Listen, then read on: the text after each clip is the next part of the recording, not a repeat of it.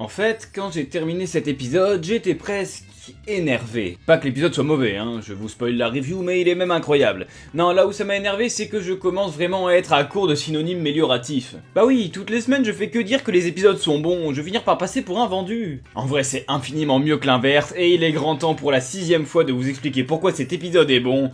Hey, salut à tous, c'est Maniaco Shonen, et aujourd'hui on aborde l'épisode 6 de cette 22ème saison, j'ai nommé Time to Get Serial. Par contre, avant de commencer, je préviens que je vais pas beaucoup changer les expressions de mon avatar dans cet épisode, parce que si je le faisais, la vidéo serait sortie 2 semaines plus tard, donc vu que c'est pas le plus important de la review, je préfère laisser cette partie de côté exceptionnellement, vu que c'est une très grande review. Allez, sur ce, bon visionnage. Alors, l'épisode commence avec notre duo de chasseurs préférés qui se fait attaquer par... Oh putain, c'est légal de balancer ça dès le début? Enfin bref, Ned se fait emporter par la créature et à l'école une nouvelle tuerie scolaire a eu lieu. Mais pas vraiment comme d'habitude. Le sergent Yates va devoir mener l'enquête sur cette affaire qu'il est persuadé être une énième fusillade, mais voulant surtout rentrer chez lui pour jouer à Red Dead Redemption 2, il va plutôt passer son temps à essayer de coincer Cartman et Kenny qui sont forcément les coupables de son point de vue. Pendant ce temps, les 4 enfants vont essayer de régler le problème de l'homme ours sport en faisant appel au principal concerné, celui qu'il aurait peut-être mieux fallu écouter la dernière fois, le dénommé Al Gore. Bon alors, qu'est-ce que j'ai pensé de cet épisode, blablabla, vous commencez à me connaître. Eh ben c'était vraiment génial. Encore. J'ai l'impression que la saison fait de plus en plus fort à chaque fois, et c'est pas pour me déplaire, loin de là. Alors je vais commencer par faire mon Al Gore, parce que pour une fois c'est dans le thème. J'avais raison. Ouais, ça fait toujours plaisir d'avoir ces théories personnelles validées. Alors, après l'annonce des premières images, j'avais deviné que l'homme ours sport serait de la partie, mais ça encore, c'était pas trop dur. J'avais plus ou moins insisté sur un retour de Kenny sur le devant de la scène, ce qui est arrivé l'épisode dernier, mais mon epic win, c'est le retour de Satan. Je vous l'avais bien dit dans la review de l'épisode 4, reste plus qu'un retour de Pascal Ladal, et c'est un sans faute. Ouais, bon, je pense que vous avez compris, loué soit le grand oracle South Park. Maintenant, analysons. Alors déjà, la première scène nous met directement dans l'esprit, ça va être violent. Une bonne attaque allégorique qui ne laissera personne indemne. Jimbo et Ned, qui représentent quand même la chasse et la destruction de la nature, se font bien niquer la gueule par le réchauffement climatique, plus poilu et griffu que jamais. On reparlera après de l'aspect politique infiniment bien géré, mais je voulais juste poser la question. Ned est vivant, on est bien d'accord, hein ? Non, parce qu'en plus, c'est un vrai vétéran, puis le monstre a été plus clément avec lui qu'avec d'autres. Je veux dire, tant qu'on nous annonce pas sa mort, ça compte pas pour moi. Mais à voir dans quel état il a été laissé, avec un peu de chance, il pourrait même se venger. Mais j'extrapole peut-être beaucoup. Enfin bref, on reviendra sur son cas après. L'homme ours sport était vraiment badant et super bien fait. Il reprenait son design d'Imagination Land et... Ceci m'amène à une autre question que vous vous êtes peut-être posée. Bah c'est quoi ce bordel? Alors les avis divergent, incohérence, pas incohérence, pas personnellement je pense pas, et je vais vous expliquer pourquoi. On parle vraiment de l'homme ours sport que 2 fois dans la série, l'épisode de la saison 10, l'homme ours sport, jusque là j'espère que vous suivez, et dans la trilogie d'Imagination Land. Donc dans cette dernière apparition, on apprend que l'entité qu'on appelle Man Bear Pig est imaginaire, donc... pas réel. Mais dans Time to Get Serial, on apprend qu'en fait ce serait un démon qui viendrait dans notre monde par des pactes avec les humains. Alors qu'est-ce que c'est que ce bordel? Il existe, oui ou non? Eh bien pour répondre à ça, j'ai 3 hypothèses, 2 qui valent ce qu'elles valent et une plus réaliste et terre à terre. Bon allez, si ça vous fait plaisir, je peux le dire, c'est un peu un 3 théories sur l'homme ours sport, c'est vrai. Par contre cette review flash s'annonce longue, ça vous dit pas qu'on zappe la partie anecdote à la fin?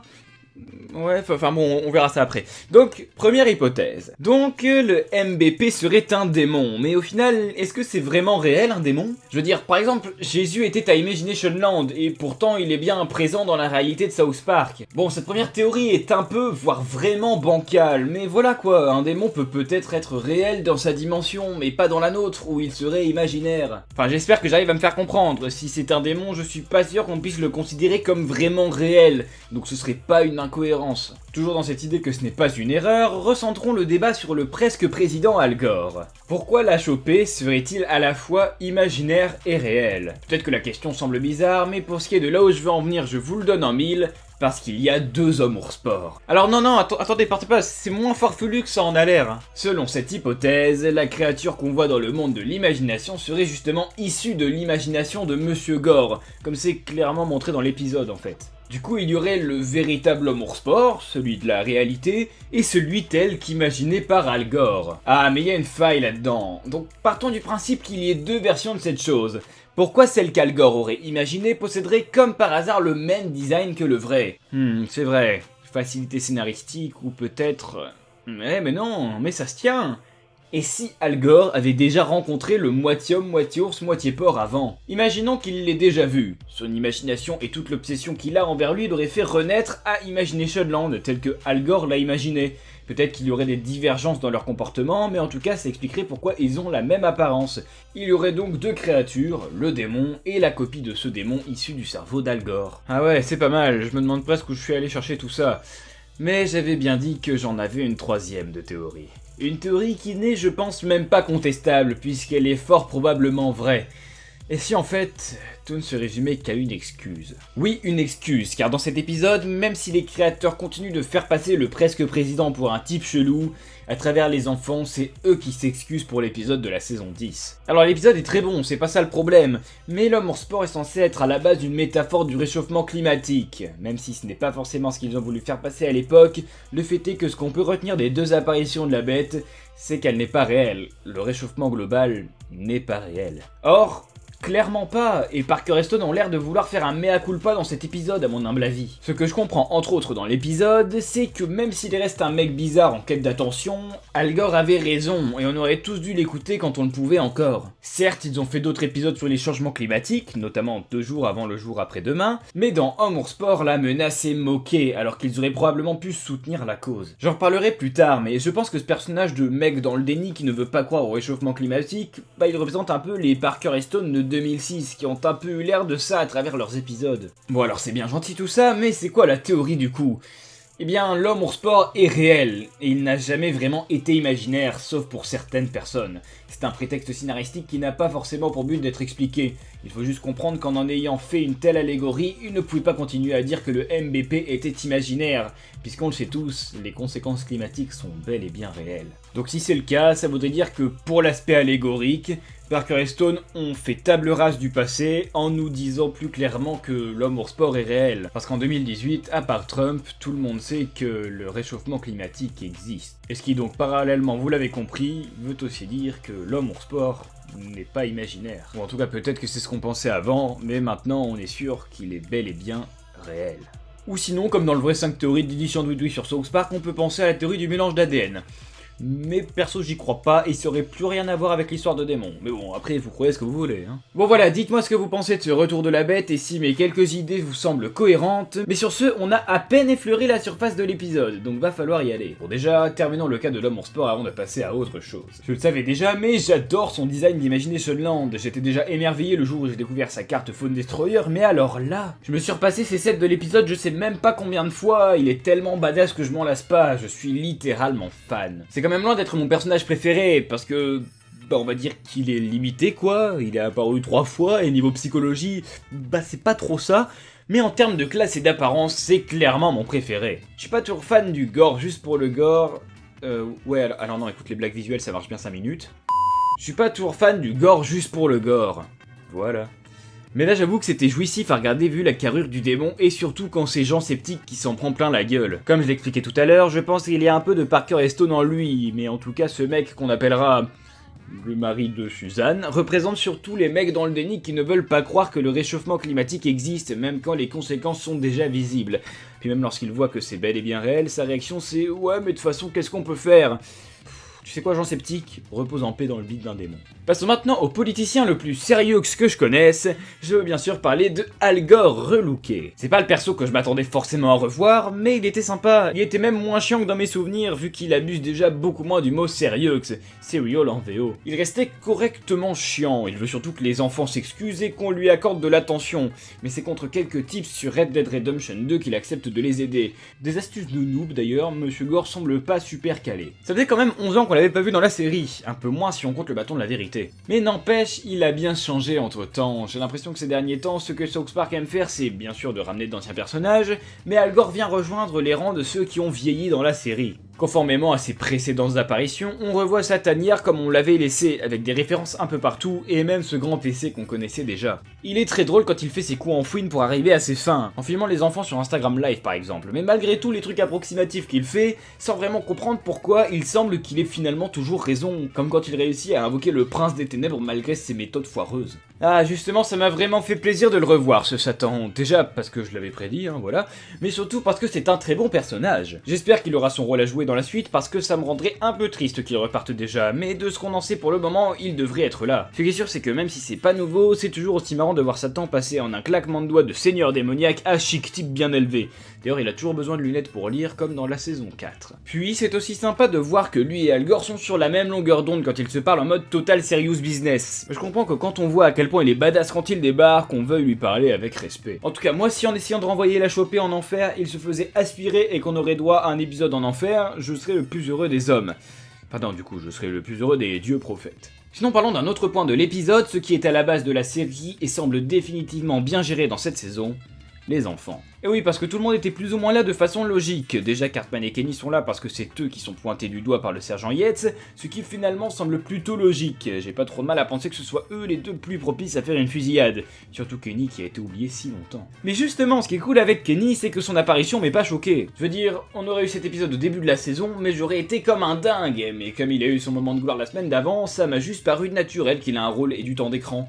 Ce qui est finalement simplement normal.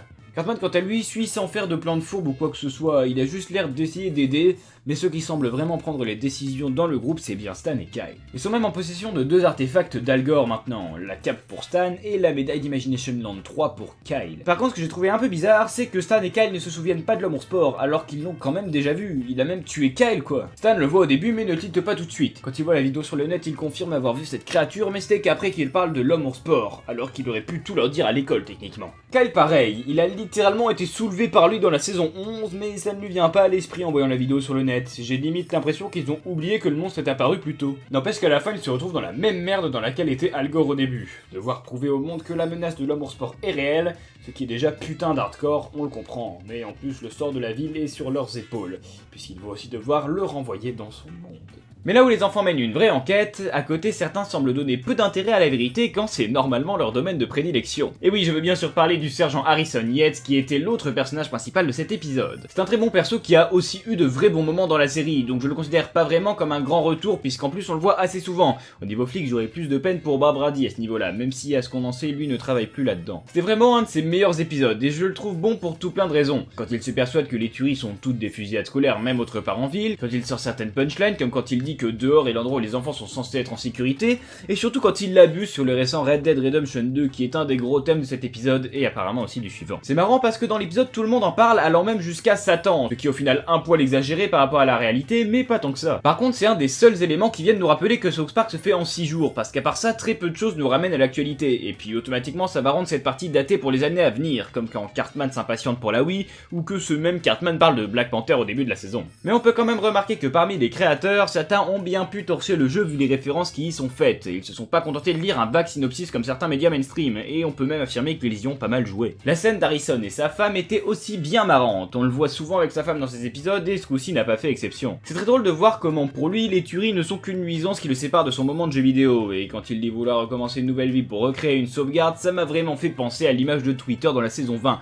cette exagération de la vie à travers les technologies. Donc comme souvent, ça fait toujours plaisir de le revoir, et il nous a offert pas mal d'humour tout en étant finalement le vrai antagoniste de cette première partie vu qu'il vient mettre des bâtons dans les roues des enfants. On a parlé de quasiment tous les gros points de l'épisode, mais j'ai quand même des petits trucs sur lesquels je veux revenir. Tout d'abord, je reviens sur Jimbo et Ned. Enfin, surtout sur Ned en fait, à part le fait que le duo représente bien les chasseurs contre la nature, Jimbo fait pas grand chose. Par contre, Ned... Enfin, il fait pas grand chose non plus, mais il subit surtout. Tout à l'heure, je vous ai dit que pour moi, il était encore vivant, mais je suis peut-être un peu trop optimiste. J'aimerais bien le voir revenir comme Stan dans l'épisode 2, mais ça risque d'être plus compliqué que ça. Sur le site officiel, il est présent dans le body count de l'épisode, ce qui est censé représenter les morts, même si le petit texte qui accompagne peut nous faire penser qu'il reste une chance, même si ça penche surtout vers le fait qu'il y ait plus de chances de ne plus jamais le revoir. Donc j'espère quand même qu'il reviendra, sinon que fera le pauvre Jimbo sans son ami? Et puis on peut quand même s'estimer heureux que Ned parle dans cet épisode, parce que sa dernière apparition parlée remontait à la saison 5, donc ça date quand même. Peut-être nous a-t-il fait donc là son ultime au revoir, ou alors il reviendra exploser sa race au MVP façon Fractured Butthole.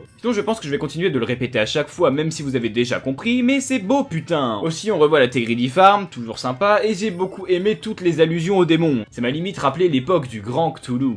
Par contre, si on revoit Cthulhu, c'est clairement la meilleure saison. Entamons maintenant l'ultime partie de cette review, ma foi beaucoup trop longue et j'imagine sortie beaucoup trop en retard. Dernière partie, mais pas des moindres, la suite. Et oui, parce qu'à l'heure où vous voyez cette vidéo, l'épisode est assurément déjà sorti au moins en VO. Mais c'est que ça prend du temps d'écrire une vidéo, donc vous allez pouvoir écouter mes spéculations tout en pouvant vérifier si elles s'avèrent vraies ou fausses. Déjà dans l'agencement de la saison, elle me fait de plus en plus penser à la 19, c'est-à-dire au début des épisodes tranquilles qui posent des petits débuts de continuité, ici les tueries scolaires et la Tegwilly Farm, pour au final s'accélérer dans la deuxième moitié avec une vraie grosse intrigue. J'y avais déjà fait allusion pour l'épisode 3, mais si Anki revient à la fin pour sauver la situation comme Barbara dit dans la saison 19, ce sera clairement similaire. En tout cas, on peut être sûr que cet épisode annonce un double épisode si ce n'est plus. Peut-être un triple, mais peut-être du jamais vu si on compte pas la saison 20. 5 gros épisodes qui se suivent. J'avais déjà parlé dans les reviews précédentes du nouveau planning de diffusion, mais s'il est fait de façon à laisser 3 épisodes d'affilée sur la fin, c'est peut-être justement pour ce final dantesque. Puis je pourrais pleinement juger cet épisode en voyant comment les éléments vont se finir, parce que South Park est pas toujours fort pour ce qui est de conclure les intrigues et les saisons. Et à part ça, j'évite de trop théoriser pour ne pas m'auto-gâcher l'épisode avec mes super pouvoirs de devin.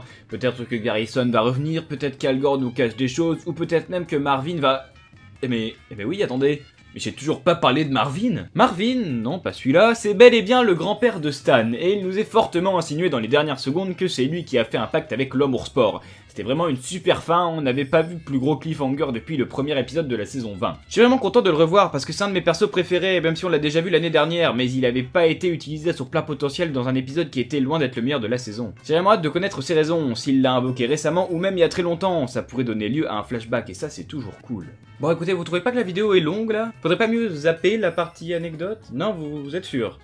Non, c'est bon, je sais quoi faire. Anecdote, le repère d'Al Gore est tout pareil, il y a un flic noir, ce qui est quand même cocasse, Satan se fait invoquer dans le jardin de Kyle, et quand la dame de Denver sort That's a name I haven't heard in a long time, c'est une référence à Obi-Wan Kenobi dans Star Wars 4.